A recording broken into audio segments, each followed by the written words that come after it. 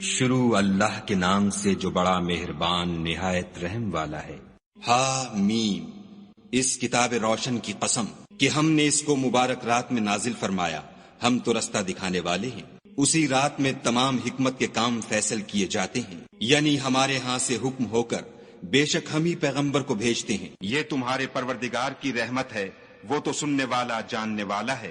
آسمانوں اور زمین اور جو کچھ ان دونوں میں ہے سب کا مالک، بشرطے کہ تم لوگ یقین کرنے والے ہو۔ اس کے سوا کوئی معبود نہیں، وہی جلاتا ہے اور وہی مارتا ہے، وہی تمہارا اور تمہارے پہلے باپ دادا کا پروردگار ہے، لیکن یہ لوگ شک میں کھیل رہے ہیں۔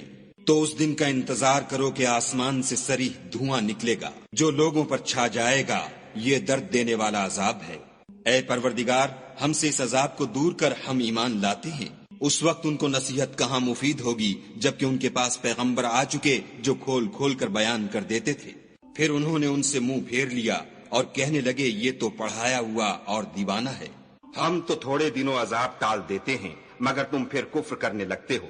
جس دن ہم بڑی سخت پکڑ پکڑیں گے تو بے شک انتقام لے کر چھوڑیں گے۔ اور ان سے پہلے ہم نے قوم فرعون کی آزمائش کی اور ان کے پاس ایک عالی قدر پیغمبر آئے جنہوں نے یہ کہا کہ خدا کے بندوں یعنی بنی اسرائیل کو میرے حوالے کر دو، میں تمہارا امانت دار پیغمبر ہوں، اور خدا کے سامنے سرکشی نہ کرو، میں تمہارے پاس کھلی دلیل لے کر آیا ہوں، اور اس بات سے کہ تم مجھے سنگسار کرو، اپنے اور تمہارے پروردگار کی پناہ مانگتا ہوں، اور اگر مجھ پر ایمان نہیں لاتے تو مجھ سے الگ ہو جاؤ۔ تب موسیٰ نے اپنے پروردگار سے دعا کی کہ یہ نافرمان لوگ ہیں۔ خدا نے فرمایا کہ میرے بندوں کو راتوں رات لے کر چلے جاؤ، اور فرعونی ضرور تمہارا تعاقب کریں گے، اور دریا سے کہ خشک ہو رہا ہوگا پار ہو جاؤ، تمہارے بعد ان کا تمام لشکر ڈبو دیا جائے گا۔ وہ لوگ بہت سے باغ اور چشمے چھوڑ گئے، اور کھیتیاں اور نفیس مکان اور آرام کی چیزیں جن میں عیش کیا کرتے تھے۔ اسی طرح ہوا اور ہم نے دوسرے لوگوں کو ان کا مالک بنا دیا۔ پھر ان پر نہ تو آسمان اور زمین کو رونا آیا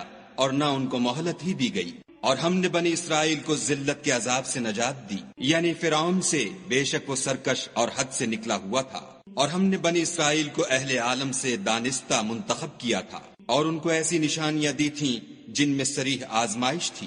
یہ لوگ یہ کہتے ہیں کہ ہمیں صرف پہلی دفعہ یعنی ایک بار مرنا ہے اور پھر اٹھنا نہیں، بس اگر تم سچے ہو تو ہمارے باپ دادا کو زندہ کر لاؤ، بھلا یہ اچھے ہیں یا تبا کی قوم؟ اور وہ لوگ جو تم سے پہلے ہو چکے ہیں ہم نے ان سب کو ہلاک کر دیا، بے شک وہ گناہ گار تھے۔ اور ہم نے آسمانوں اور زمین کو اور جو کچھ ان میں ہے ان کو کھیلتے ہوئے نہیں بنایا، ان کو ہم نے تدبیر سے پیدا کیا ہے، لیکن اکثر لوگ نہیں جانتے۔ کچھ شک نہیں کہ فیصلے کا دن ان سب کے اٹھنے کا وقت ہے، جس دن کوئی دوست کسی دوست کے کچھ کام نہ آئے گا اور نہ ان کو مدد ملے گی، مگر جس پر خدا مہربانی کرے وہ تو غالب اور مہربان ہے۔ بلا شبہ تھوہر کا درخت گناہ گار کا کھانا ہے، جیسے پگھلا ہوا تانبا پیٹوں میں اس طرح کھولے گا جس طرح گرم پانی کھولتا ہے۔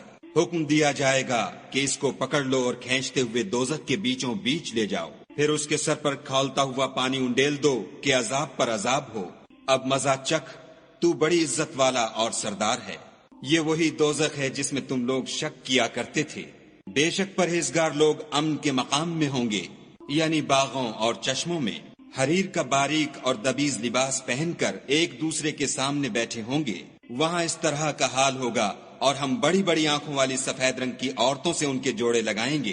وہاں خاطر جمع سے ہر قسم کے میوے منگائیں گے اور کھائیں گے، اور پہلی دفعہ کے مرنے کے سوا کہ مر چکے تھے موت کا مزہ نہیں چکھیں گے، اور خدا ان کو دوزخ کے عذاب سے بچا لے گا۔